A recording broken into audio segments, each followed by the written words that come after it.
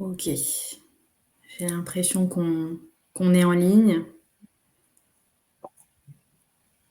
Super. On va peut-être attendre que quelques participants rejoignent le live.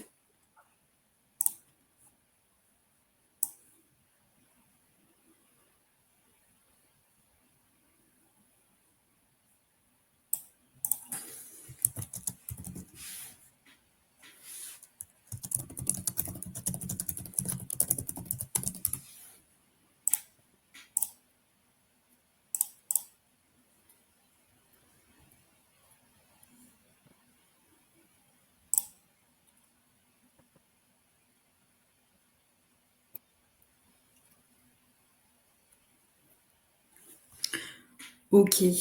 Bonjour, bonjour. Du coup, bonjour à tout le monde. On va commencer ce webinaire. Donc, bienvenue à tous. Je suis Noémie Gourdon. Je représente aujourd'hui le logiciel PMS Rental Ready. Et puis, j'ai Chiara avec moi, Romano, de chez Kidata, donc notre nouveau partenaire chez Rental Ready. Parce qu'en effet, voilà, maintenant, Rental Ready et Kidata sont désormais intégrés, ce qui permet à nos clients et futurs clients de suivre et optimiser leur performance grâce aux données qui sont combinées. Donc, si Chiara, tu veux te présenter, présenter un petit peu aussi Kidata pour ceux qui connaissent pas. Avec grand plaisir, merci Noémie. Donc je suis Chiara Romano, comme Noémie l'a déjà dit. Je suis Partner Success Manager chez Kidata pour le marché européen et Moyen-Orient aussi.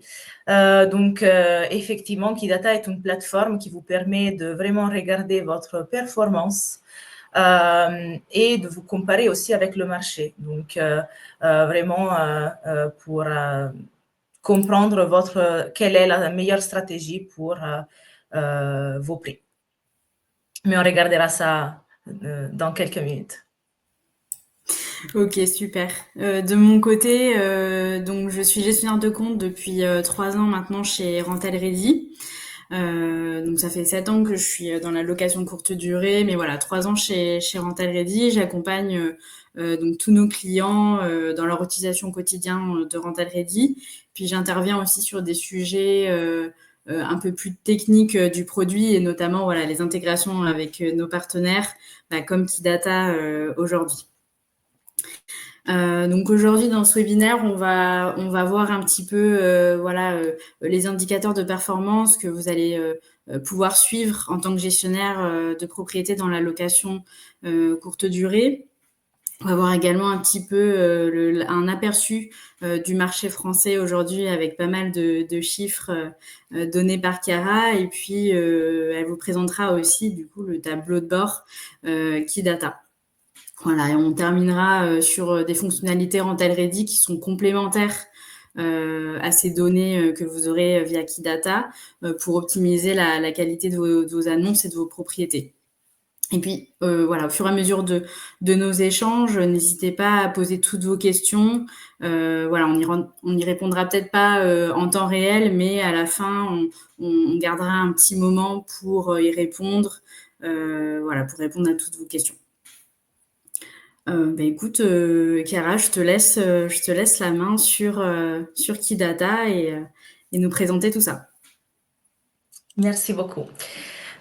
Oui, donc qu'est-ce que c'est Kidata?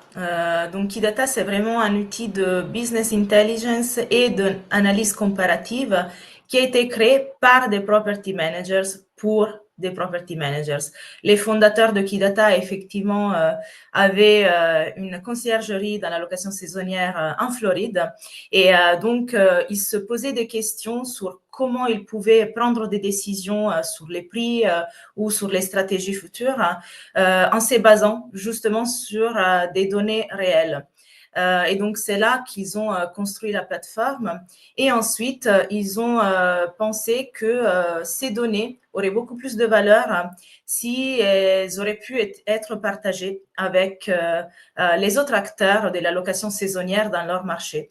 Et donc, c'est à partir de là que les intégrations directes avec les PMS se sont construites pour justement nous donner la possibilité de partager ces données et de regarder à la donnée du marché de manière collaborative. Donc, on reçoit ces données de manière quotidienne. On a sur la plateforme Kidata des tableaux de bord avec plus de 40 rapports et aussi indicateurs de performance qui vous permettent donc d'avoir une granularité sur l'analyse de vos données, à la fois internes, mais aussi du marché. Donc, on a aussi, au-delà de la data directe qui vient de PMS, donc qui vous donne la possibilité vraiment d'aller regarder en détail, surtout sur les taux d'occupation, par exemple, quelle est l'occupation réelle sur un calendrier sur le marché. On a aussi quand même les données qui sont scrapées des OTA, comme Airbnb et VRBO. Si donc on regarde un petit peu à ce qu'on va voir aujourd'hui, donc on va regarder le marché français en se basant sur trois indicateurs principaux. Donc c'est l'occupation, le tarif moyen journalier et le RevPAR.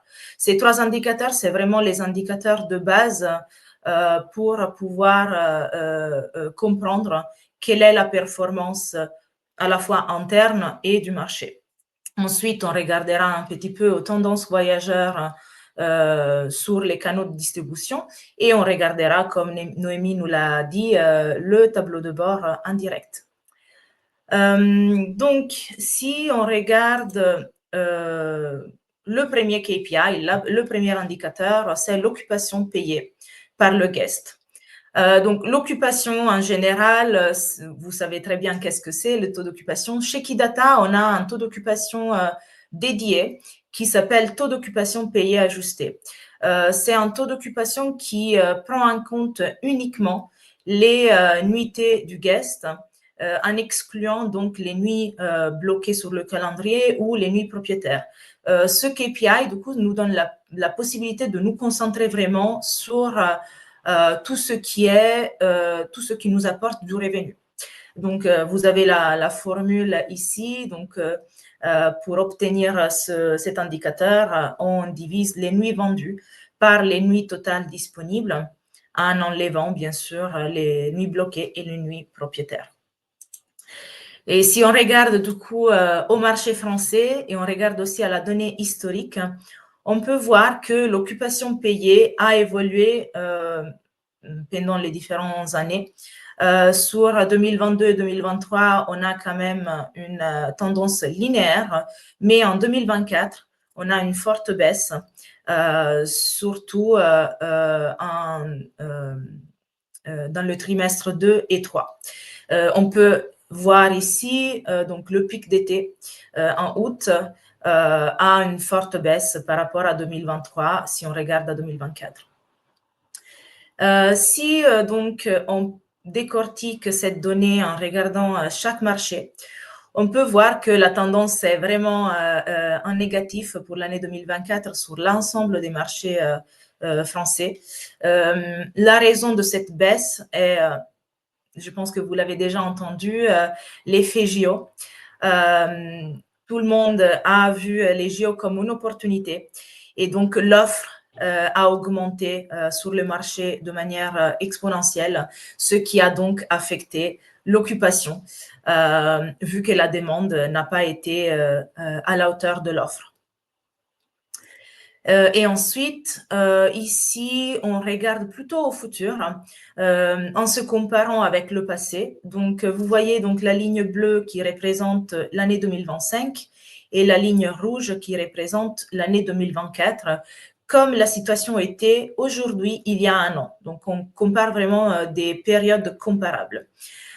Donc, ce qu'on peut voir, c'est que l'année 2025 a plus ou moins les mêmes tendances que l'année 2024. Il y a une petite différence, bien sûr, sur avril, mais en raison du fait que Pâques, cette année, c'est en avril et l'année dernière était en mars. Mais c'est vrai aussi que sur le mois de mars, même si cette année, on n'a pas Pâques qui nous donne donc la possibilité d'avoir une occupation plus élevée, on est quand même au rendez-vous. Donc, je trouve que c'est quand même une situation positive. On est au même rythme, mais le trimestre 2 avance un petit peu par rapport à l'année dernière. Le deuxième KPI, le deuxième indicateur est le tarif moyen journalier. Donc, vous connaissez, j'imagine, tous cet indicateur.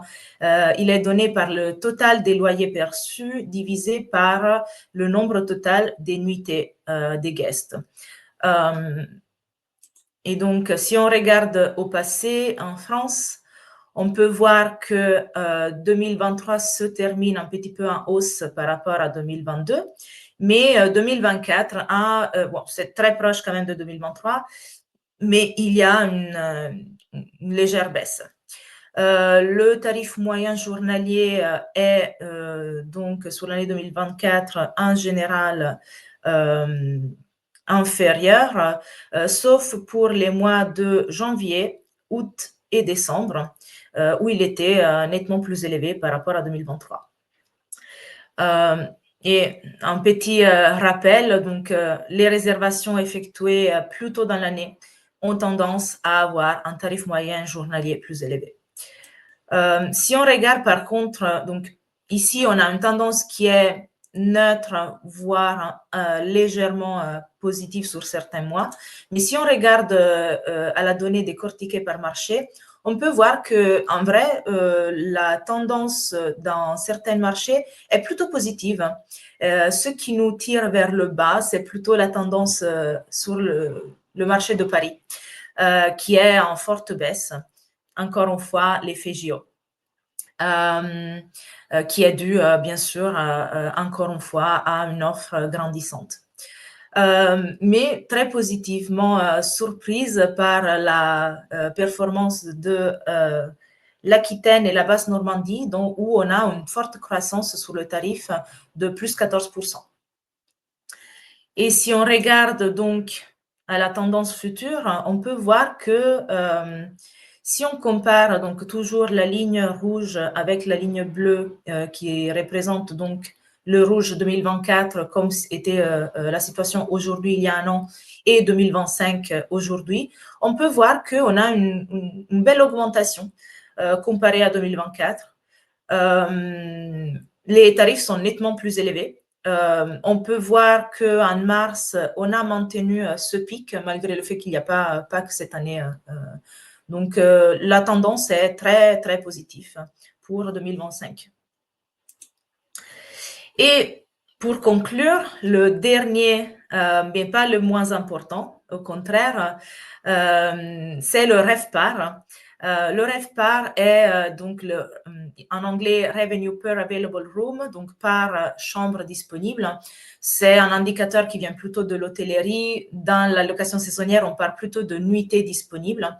Et donc, c'est vraiment l'indicateur de performance le plus important parce que nous dit vraiment si notre stratégie de prix ou notre stratégie en général d'occupation et de durée de séjour est efficace.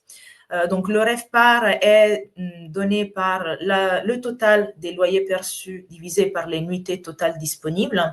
Nous avons aussi le RevPAR ajusté, comme tout à l'heure, où on exclut justement les nuits bloquées et les nuits propriétaires pour se concentrer sur ce qui nous donne vraiment du revenu. Et donc, si on regarde toujours la tendance du marché, dans le passé, donc, on peut voir que 2024 est en forte baisse.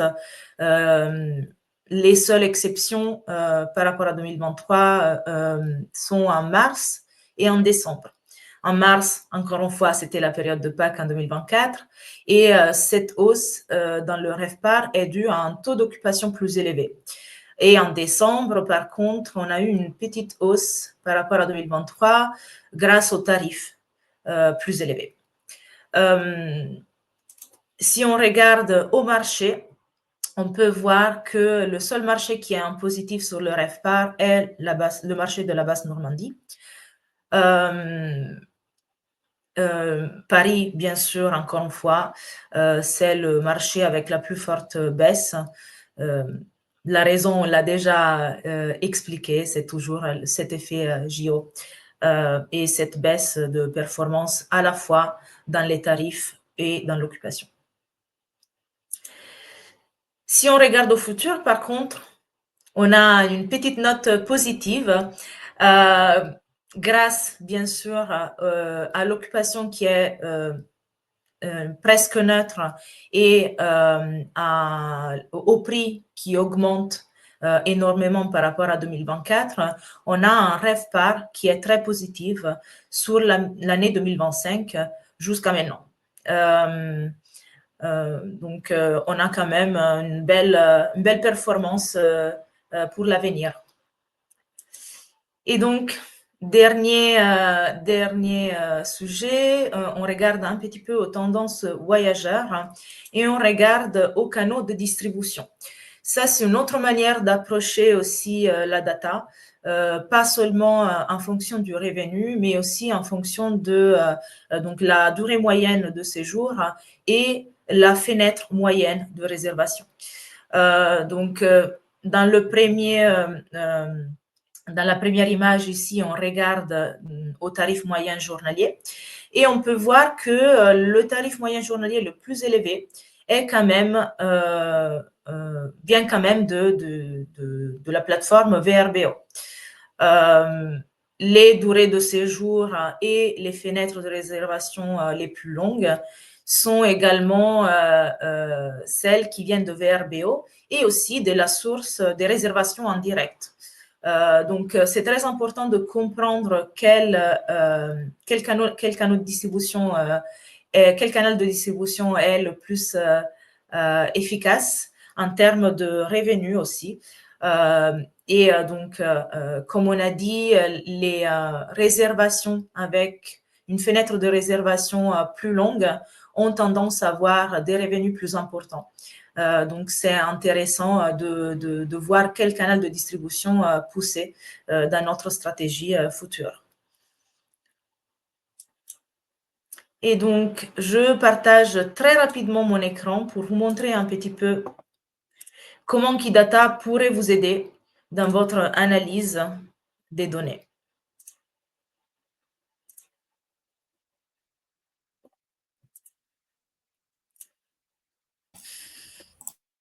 Voilà, donc est-ce que vous voyez mon écran? Ça charge. Oui, c'est bon maintenant. On peut voir ton écran. Parfait. Merci beaucoup.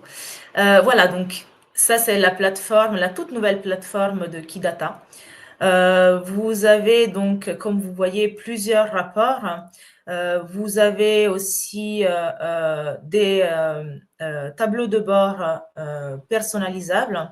Si on clique sur tableau de bord ici, vous pouvez voir que donc, vous avez la possibilité de consulter plusieurs tableaux de bord préconstruits par nous.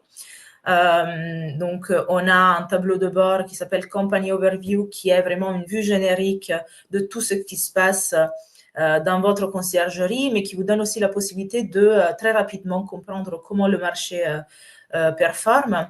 Ensuite, vous avez le unit reporting, donc le reporting sur les propriétés, où vous avez la possibilité de vraiment regarder à la performance de chaque propriété, la comparer avec le passé et comprendre si il y a des propriétés qui sous-performent ou surperforment. Et en appliquant plusieurs KPI, plusieurs indicateurs, si jamais vous avez une sous-performance, vous pouvez comprendre très rapidement d'où cette sous-performance vient. Ça peut venir de une technique de pricing qui n'est pas la plus adapte en fonction de la demande qu'il y a sur le marché, mais ça peut venir aussi du fait que les durées de séjour rétrécissent de plus en plus. Ça peut venir aussi du canal de distribution que vous utilisez le plus et que vous poussez le plus dans votre stratégie. Ensuite, vous avez aussi donc le Market Insight, c'est plutôt très concentré données du marché, où vous pouvez voir à la fois la donnée du marché directe, donc qui vient des PMS, mais aussi scrapé qui vient des OTA. Ensuite, vous avez les rapports de réservation, donc où vous regardez vraiment quelles sont les ventes. Vous pouvez la regarder en fonction d'une période précise. Vous pouvez regarder les derniers 14 jours comme la dernière année et toujours comparer avec l'année précédente pour voir si vous performez de la même manière ou pas. Et ensuite, vous avez aussi des rapports marketing où, grâce à la connexion avec vos PMS, on arrive à récupérer la donnée de vos clients.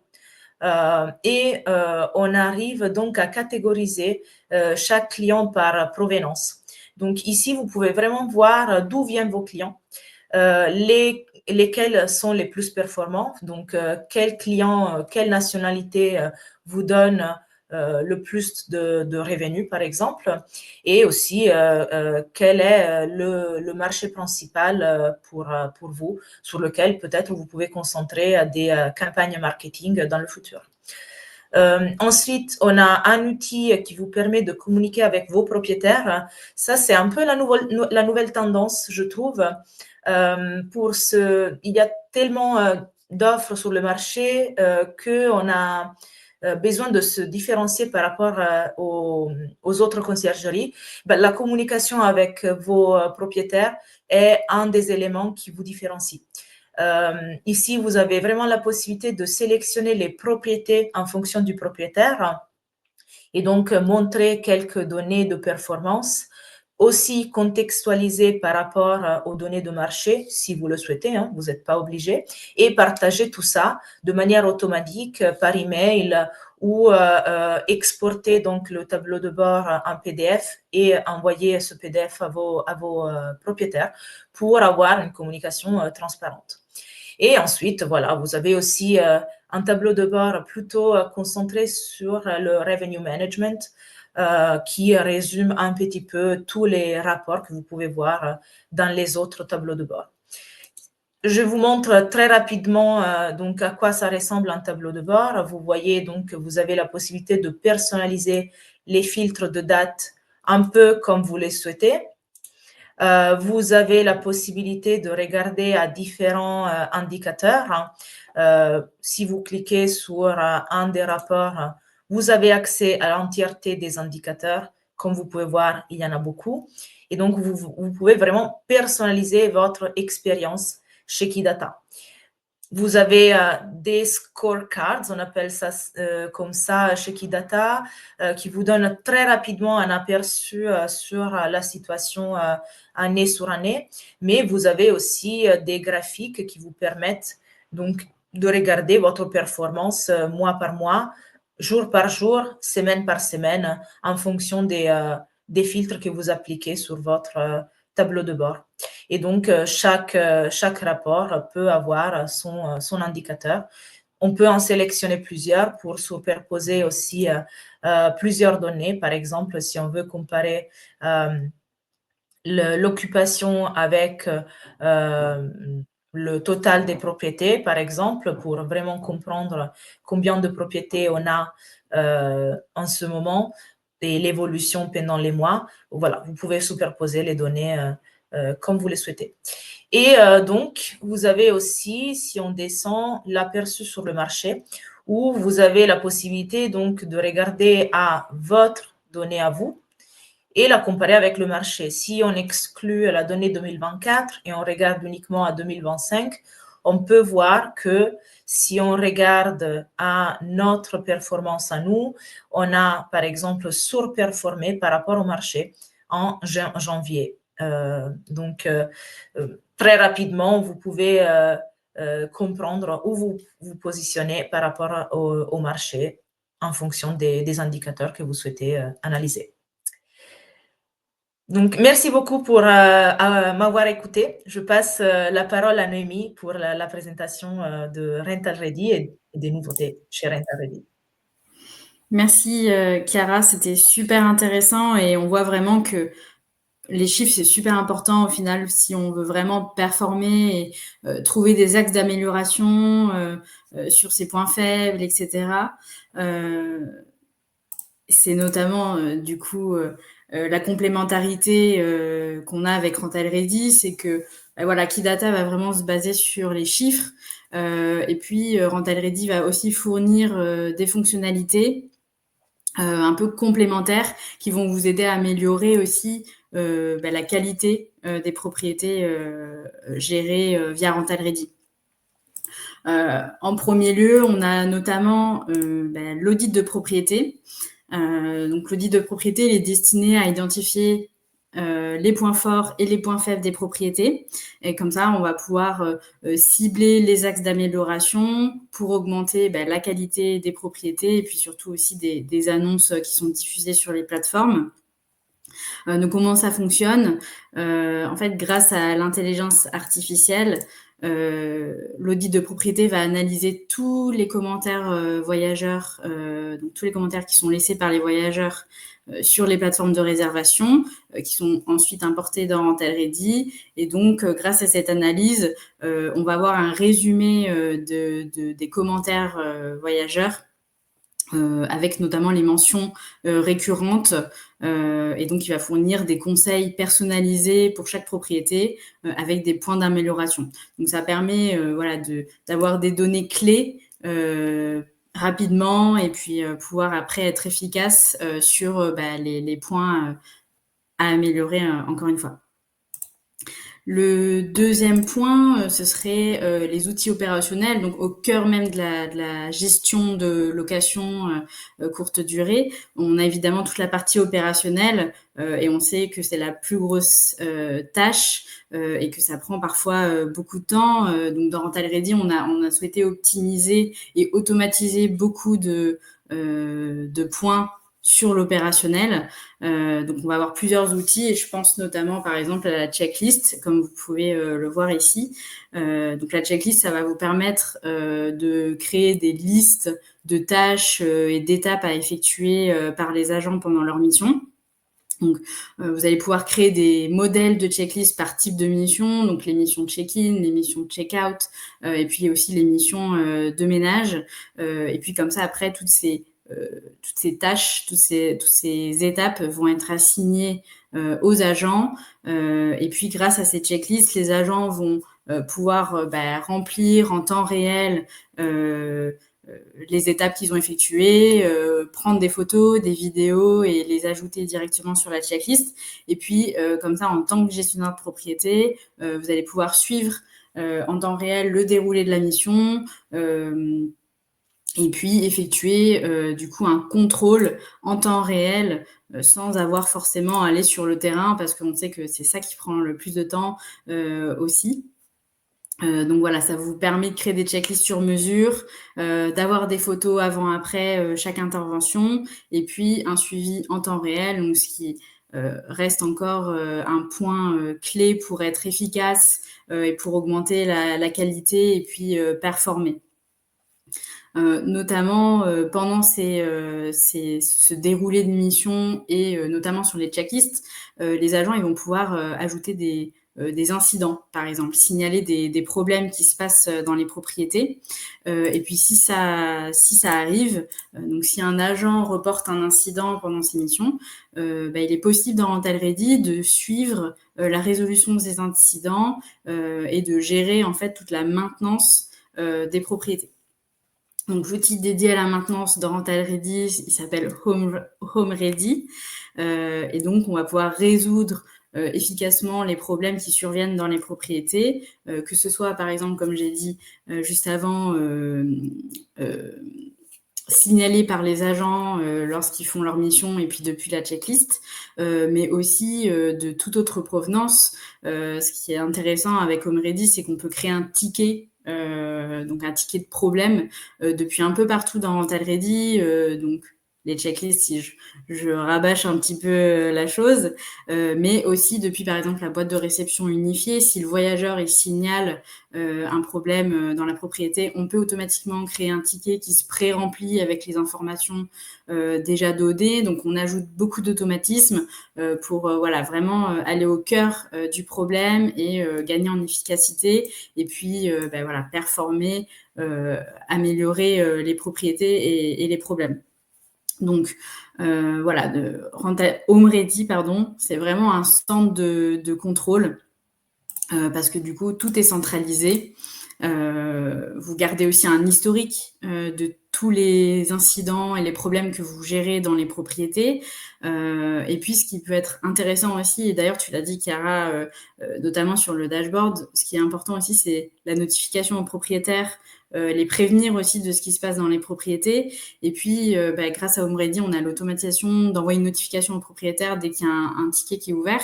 Du coup, bah, voilà, ça automatise aussi la chose, ça vous évite d'envoyer un message au propriétaire, etc. Voilà, un petit bouton dans Rental Ready et ça allège, on va dire, la tâche. Donc, c'est encore un gain de temps.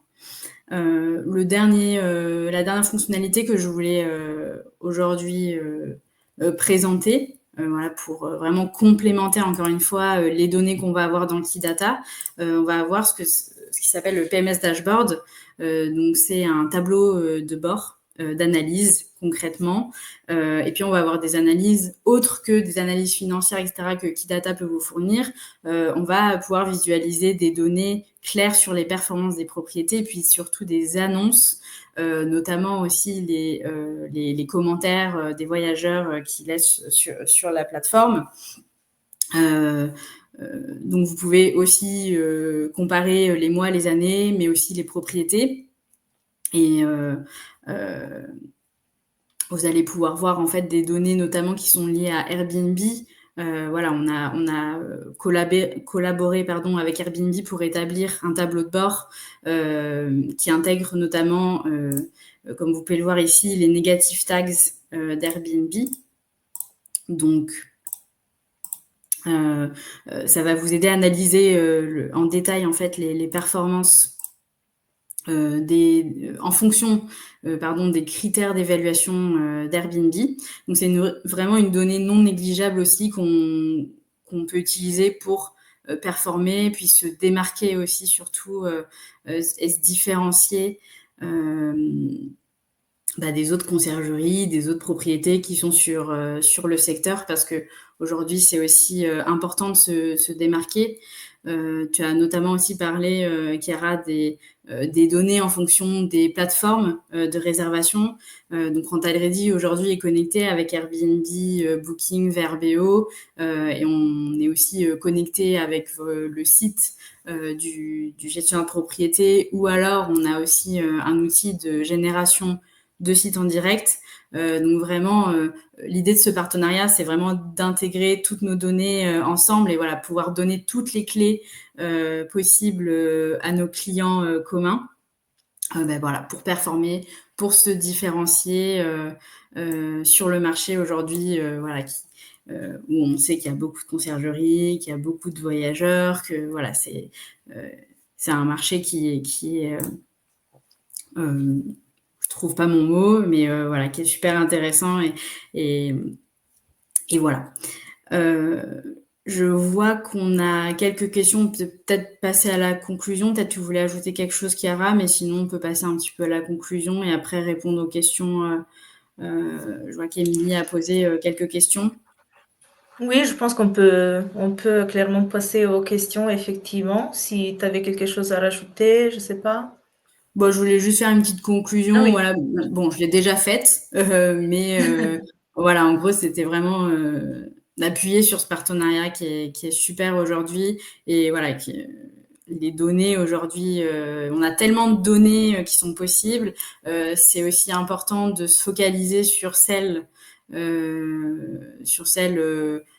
qui peuvent vraiment cibler vos axes d'amélioration et vous permettre de cibler les démarches à effectuer pour augmenter en qualité, augmenter en performance, voilà, tout ce qui est tarification, mais aussi taux d'occupation et ainsi de suite. Donc voilà, aujourd'hui, il y a tellement de données, mais on vous a partagé les données clés et les plus importantes à notre avis et par notre expérience aussi à utiliser pour pouvoir, encore une fois, performer et puis atteindre tous les résultats que vous voulez. Je vois, oui, parfait. Vas-y. La question d'Emilie, est-ce qu'il y a des suggestions d'augmentation ou des baisses de prix de la part de Kidata dans ce rapport compagnie?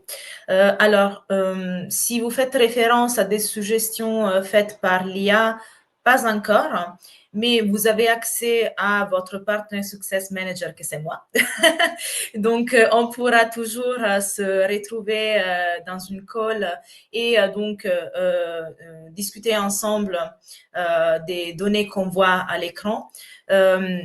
Mais on a aussi donc un nouveau outil qui va arriver sur l'année 2025 avec des conseils générés par l'IA, si jamais c'était ça la question. Pour marketing, c'est là analyse notre site direct uniquement ou tout ce qui se passe sur Rental Ready. Donc, marketing récupère les données uniquement de Rental Ready. Donc, on n'a pas les informations qui viennent directement du site Internet.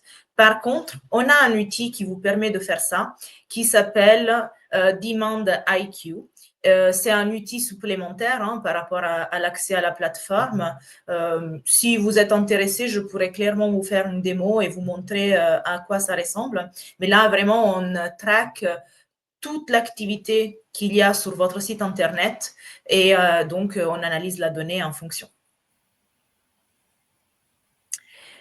Pour la vue dashboard, est-il possible d'avoir une vue par propriété ou d'en sélectionner une partie? Oui, bien sûr. Je vais partager mon écran très rapidement pour vous montrer à quoi ça peut ressembler. Donc, c'est plutôt le Unit Reporting qu'on utilisera pour ça. Donc, ça, c'est un tableau de bord. Ce qui va s'afficher, c'est un tableau de bord test. Donc, il n'y a pas beaucoup de données dedans.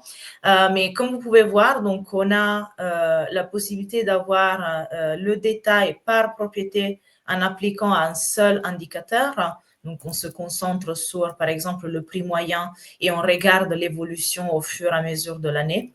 Mais on a aussi la possibilité de grouper les propriétés par type de propriété ou de regarder vraiment à chaque propriété et d'appliquer plusieurs indicateurs et comparer sa performance avec l'année passée. Et ça, c'est le Unit Leaderboard. Pour moi, c'est un des rapports les plus intéressants parce qu'on peut réordonner la donnée par différence et vraiment se concentrer sur les propriétés qui sous-performent et regarder pour quelles raisons elles sous-performent. Autre chose, on peut aussi sélectionner une partie des propriétés, donc un groupe de propriétés, en utilisant les groupes de propriétés customisés, personnalisés. C'est quelque chose que vous pouvez créer sur la plateforme en sélectionnant voilà, les propriétés que vous souhaitez inclure dans ce groupe. Si votre intention est de créer un groupe par rapport à des propriétaires ou un type de propriété un petit peu plus dans le luxe ou voilà, des caractéristiques spécifiques, on peut utiliser bien sûr ce groupement. Par contre, si vous souhaitez différencier, donc segmenter la donnée en fonction du marché, on a des filtres qui vous permet de sélectionner les sous-marchés que vous souhaitez analyser spécifiquement. On a aussi des filtres qui vous donnent la possibilité de segmenter par chambre, par type de propriété, par couchage et par aussi caractéristiques spécifiques de chaque propriété. Voilà. Oui, on travaille sur ça. La donnée de Booking.com est un peu plus complexe que la donnée qui vient d'Airbnb et VRBO parce que Booking.com, c'est une plateforme qui est née de base pour l'hôtellerie, pas pour la location saisonnière, mais la demande est grandissante. On a déjà commencé à y travailler en 2024. Donc, en 2025, on aura sûrement cette source également. Et ça, je pense que c'est plutôt pour toi, Noémie. Oui, je suppose. J'ai dit checklist plusieurs fois. Les agents, Émilie, déjà, je suis ravie de te voir présente sur ce webinaire. Émilie, qui est une cliente chez Rental Ready depuis pas mal de temps maintenant. Les checklists, en fait, les agents, ils vont y avoir accès une fois que tu crées des modèles de checklists par type de mission, comme je disais, donc vraiment des bases de listes de tâches. Et d'étapes. Une fois que tu vas créer ces modèles-là, ils vont s'assigner automatiquement à toutes les missions qui sont créées dans Rental Ready. Donc en fait, après, les agents, ils y ont accès en direct, c'est automatique. Ils y ont accès en direct depuis leur application mobile ou leur espace agent. Voilà. Après, si tu veux, on pourra en discuter aussi plus tard si tu as vraiment des questions un peu plus spécifiques et si tu veux que je te montre un peu comment ça fonctionne, on pourra se prévoir un call ou une conversation. Et de mon côté, Émilie également, vous avez mon email. N'hésitez pas à me contacter. On pourra faire une petite démo où je vous montre vraiment la plateforme et je peux répondre à vos questions et vos besoins spécifiques. Est-ce qu'on a d'autres questions ou pas spécialement? Je vois pas plus de questions. Donc, je pense qu'on va pouvoir terminer ici. Je vous remercie tous d'avoir assisté à ce webinaire. Et puis, on espère que vous avez maintenant toutes les clés en main pour réussir à performer et puis en tout cas voir vos axes d'amélioration et agir dessus. Je vous remercie tous et puis je vous souhaite une bonne journée et je vous dis à bientôt. Merci À Chiara bientôt. Bonne de ta journée à toi aussi, Noémie. Merci.